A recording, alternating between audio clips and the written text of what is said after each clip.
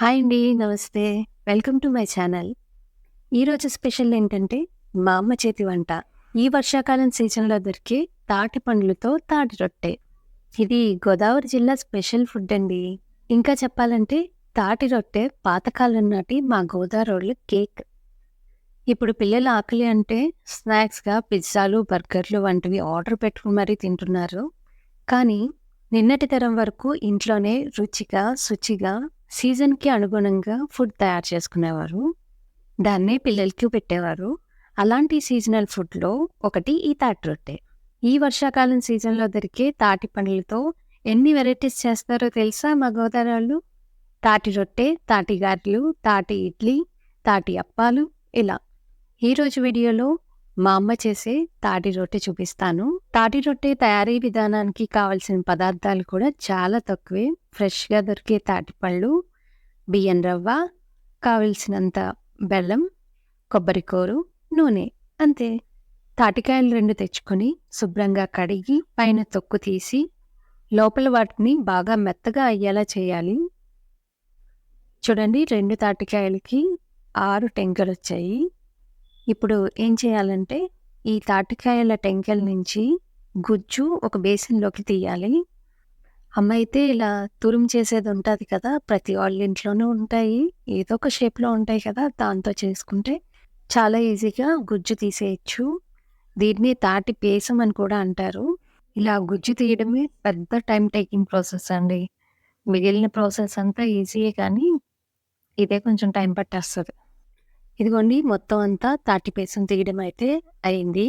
భలే ఉంది కదా చూడ్డానికి. చిన్నప్పుడైతే పిల్లలకి పీచుతో పాటు కొంచెం ఇచ్చేవారు. అదే నములుతూ కూర్చునేవాళ్ళం. ఇప్పుడు ఇందులోకి తురిమిన బెల్లం తీసుకోవాలండి. అమ్మ అయితే ఒక గ్లాస్ వేసింది. స్వీట్‌నెస్ సరిపోతుందంట. తాటిపళ్ళలో కూడా కొంచెం స్వీట్‌నెస్ ఉంటుంది కదా! అది కూడా సరిపోతుంది. దీని తర్వాత బియ్యం రవ్వ వేసుకోవాలి. ఇది ఒక 3 గ్లాసెస్ అయితే వేసింది అమ్మ.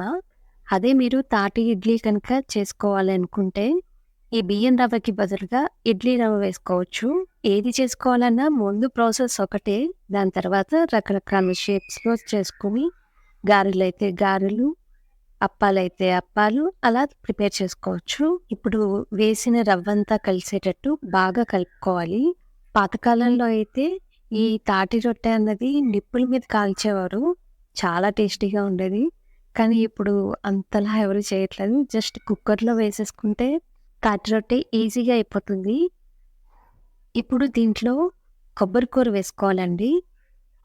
ఒక కప్పు వరకు కొబ్బరి కూర వేసిందమ్మ. ఇప్పుడు వేసిన కొబ్బరి కూర కూడా అంతా బాగా కలిసేటట్టు కలుపుకోవాలి. తాటి రొట్టె వేయడానికి కావలసిన పిండి అయితే రెడీ అయిపోయింది. ఇప్పుడు కుక్కర్‌లో ఒక టేబుల్ స్పూన్ ఆయిల్ వేసుకొని, ముందుగా ప్రిపేర్ చేసుకున్న తాటి గుజ్జు మిశ్రమం ఉంది కదా! అది సమానంగా పరుచుకోవాలి. అంటే దిబ్బ రొట్టె వేస్తారు కదా! ఆ మాదిరిగా అనమాట. కుక్కర్‌కి మూత పెట్టేసుకొని, మంట సన్నగా పెట్టి ఉడికించుకోవాలి. ఒక 20 నిమిషాల నుంచి 30 నిమిషాల వరకు పడుతుందండి ఇది ఉడకడానికి. ఇది కొంచెం ఎక్కువ కదా! అందుకని 30 మినిట్స్ పట్టిందండి. తాటి రొట్టె కాలిన తర్వాత మంచి స్మెల్ అయితే వస్తుందండి.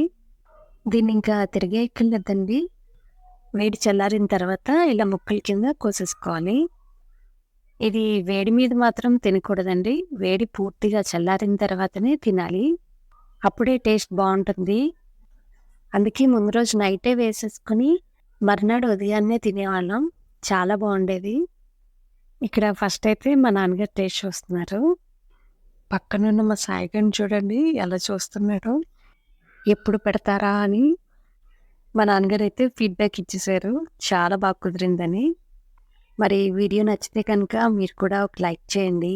మీ ఫ్రెండ్స్ అండ్ రిలేటివ్స్‌కి ఈ వీడియో షేర్ చేయండి. కొత్త వాళ్ళైతే సబ్స్క్రైబ్ చేసుకోవడం మర్చిపోవద్దు. Thank you.